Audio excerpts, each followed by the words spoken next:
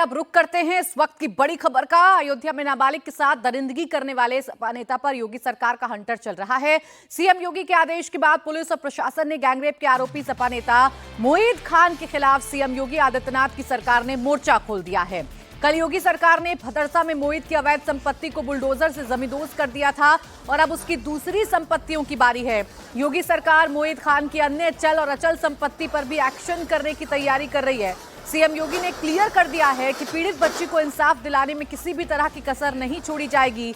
इसी सिलसिले में आज बीजेपी का एक डेलीगेशन अयोध्या पहुंचने वाला है। इस डेलीगेशन में राज्यसभा सांसद संगीता बलवंत, बाबूराम निषाद और यूपी सरकार के मंत्री नरेंद्र कश्यप शामिल हैं। बीजेपी का ये डेलीगेशन अयोध्या पहुंचकर गैंगरेप की पीड़िता के परिवार से मुलाकात करेगा। तो देखिए, इस मामले में लगातार एक्शन जारी है और एक्शन कैसे हो रहा है और अभी तक क्या क्या हुआ है, आइए आपको बताते हैं। अभी बीजेपी का डेलीगेशन थोड़ी ही देर में अयोध्या पहुंच जाएगा।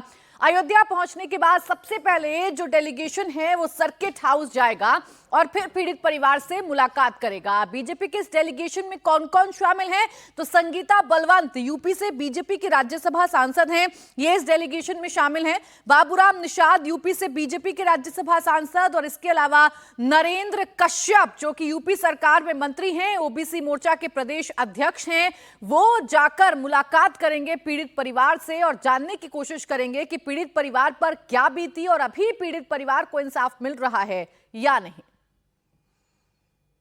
हमारे साथ बीजेपी के राज्यसभा सांसद है बाबूराम निषाद जी। सर, क्या रहने वाला है, क्योंकि बहुत निंदनीय घटना है और राज्य सरकार कार्रवाई भी कर रही है। मैं बहुत दुखी हूँ कि एक 12 साल की कन्या, वो भी अति पिछड़े समाज की, निषाद समाज की, मछुआरे समाज की कन्या, उस मत्स्य कन्या का सील भंग किया है और वो भी छल बल के आधार पर।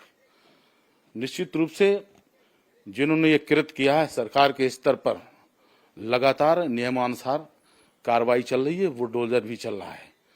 जो भी कानून को हाथ में लेगा, जो भी गरीब की बेटी को छेड़ेगा, उसको सरकार छोड़ेगी नहीं। लगातार कार्रवाइयां चल रही हैं।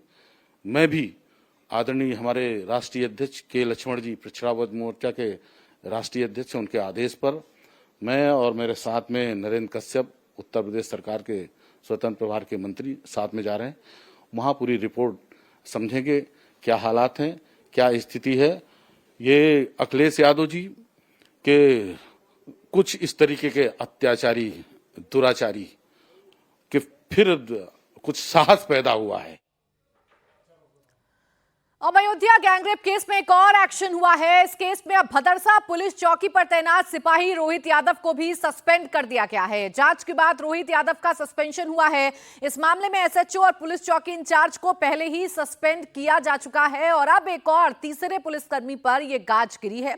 अयोध्या गैंगरेप मामले में जमकर सियासत भी हो रही है। केंद्रीय मंत्री गिरिराज सिंह ने भी अयोध्या केस में कांग्रेस और सपा पर निशाना साधा। कहा कि राहुल गांधी, अखिलेश और तेजस्वी समेत सभी नेता इस मामले में चुप हैं क्योंकि आरोपी मुसलमान हैं। जब सनातन के खिलाफ बोलने का मौका आता है तो सभी एकजुट होकर बोलते हैं।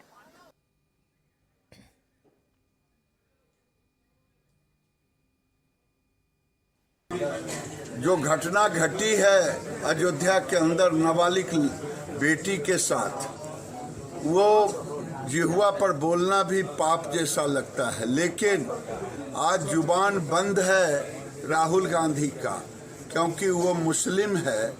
इस अयोध्या के नाबालिग लड़की के साथ दुष्कर्म करने वाला, इसलिए राहुल गांधी की जुबान बंद है, अखिलेश यादव का जुबान बंद है, तेजस्वी यादव का जुबान बंद है, सारे टुकड़े टुकड़े गैंग का जुबान बंद है। और जब भारत के सनातन पर चोट करना होता है, ये सब एकजुट होकर के सनातन को तोड़ने में लग जाते हैं। अयोध्या रेप कांड में अखिलेश यादव का नया रिएक्शन सामने आया है। अखिलेश यादव ने पोस्ट कर योगी सरकार पर निशाना साधा। अखिलेश ने कहा, इस तरह की घटनाओं पर राजनीतिकरण करने का मंसूबा कभी कामयाब नहीं होना चाहिए। पीड़िता को सरकार अच्छे से अच्छा मेडिकल सुविधा उपलब्ध कराए। रेप पीड़िता की जीवन की रक्षा की जिम्मेदारी सरकार की है। तो अखिलेश यादव जो पहले डीएनए टेस्ट की मांग कर चुके हैं, वही अखिलेश यादव अब ये कह रहे हैं कि इस पूरे मामले का राजनीतिकरण नहीं होना चाहिए, बल्कि सरकार की प्राथमिकता ये होनी चाहिए कि सरकार पीड़िता को अच्छे से अच्छा मेडिकल जो सुविधा है वो मुहैया कराए। हालांकि मोहित खान पर समाजवादी पार्टी, अखिलेश यादव सबने चुप्पी साध रखी है। आपको बता दें कि अखिलेश यादव इससे पहले आरोपी के डीएनए टेस्ट की भी मांग कर चुके हैं। वहीं अब अखिलेश के चाचा और सपा के वरिष्ठ नेता शिवपाल यादव ने मोहित खान के नार्को टेस्ट की मांग कर दी है। शिवपाल ने आरोप लगाया है कि उपचुनाव से पहले बीजेपी उनकी पार्टी को बदनाम करने के लिए ये सब कर रही है। इस तरह की अगर राजनीति करेंगे तो हम तो कहेंगे इनका तो नार्को टेस्ट करा लो। जितने भी हैं भारतीय जनता पार्टी के लोग और इस घटना से जुड़े लोग हैं जो इस तरीके की बातें कर रहे हैं, इनका सबका नार्को टेस्ट करा लें। और ये केवल राजनीति इसलिए भी कर रहे हैं कि वहाँ पर उपचुनाव है, बदनाम करने के लिए। केवल ये उस वहाँ पर जो उपचुनाव होने जा रहा है, विधानसभा का उपचुनाव अब हारे हैं, जो अयोध्या में हारे हैं, तो इनके मन में जो टीच है तो इसलिए ये सब कुछ कर रहे हैं।